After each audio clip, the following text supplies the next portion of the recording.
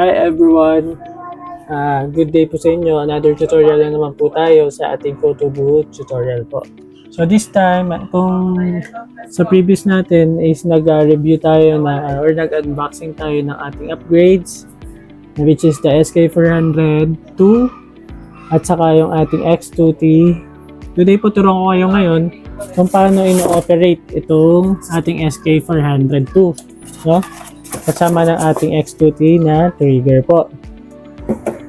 So, unang-una, testing muna natin tapos turuan ko kayo. Siyempre, para mapagana nyo yung SK400, i-power on muna natin. So, yung SK400, nandito po sa likod yung kanyang plug. No? So, ito yung gagamitin nyo. Saksak na lang po yan dito.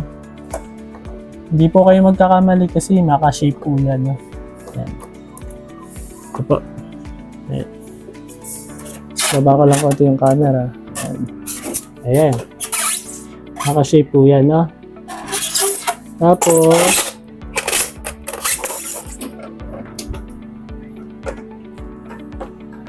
i-plug lang natin yung ating strobe flash or yung ating SK400.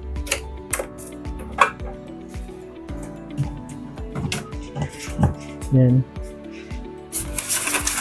So, ayan, na-plug na natin. So, para mag-on siya, so, makikita nyo yung switch dito. So, yung switch natin, yung, ito, nandito po. Nakita nyo po sa video. Off, on. So, ayan. So, since na-power on na natin siya, kung napapansin nyo, nakapatay pa siya. Pero kapag pwede kayo mag-test flash dyan, meron tayong test flash dito sa likod. Ito, kung napapansin nyo, ayan, may buttons dito. Test dyan. Nakalagay na test para matest na kung gumagana. So, ayan. Pinindot nyo to, ayan. Mapansin nyo, magpa-flash yan. Ayan, diba? Test siya. Pero meron ito tinatawag na modeling light or yung ginagamit natin minsan sa photo booth bago tayo nag-upgrade, which is yung continuous light.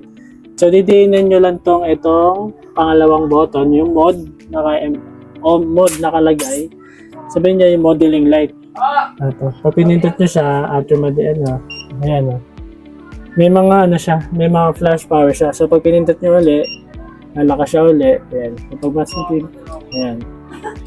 Napapansin nyo malakas. Nakokontrol pa natin yan, yung lakas ng natin. Ayan. Ayan. Yan po yung ating strobe flash na may kasamang modeling light. So, kapag nakakonect naman siya sa ating pag kinonect na siya sa dito sa X2T, ipakita ko lang muna. I-on ko lang siya. On ko muna to. Tapos iti-test ko lang muna siya. No? Natin kung gagana siya. Ha? Ayan. So dahil hindi siya gumagana, kailangan natin siyang i-set up ulit. No? So ayan, sa setup na tayo. Punta na tayo sa setup. Paano siya i-set up is ganito.